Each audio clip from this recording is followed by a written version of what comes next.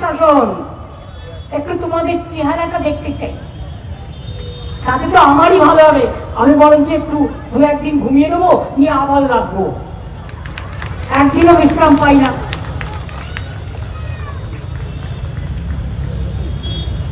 রাস্তায় তো আমরা এমনি বসিনি, আমরা কোথায় ঠকঠকানি করিনি, কোথায় কার দরজায় যায়নি।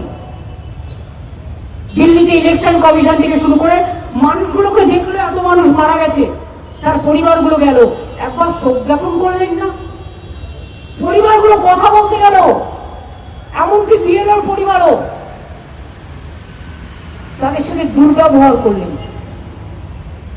আর তারপরে অন্য কোনো মিডিয়াকে তো অ্যালাউ করে না, নিজের পেটোয়া মিডিয়া দিয়ে উল্টো পাল্টা নিউজ খাওয়ালেন।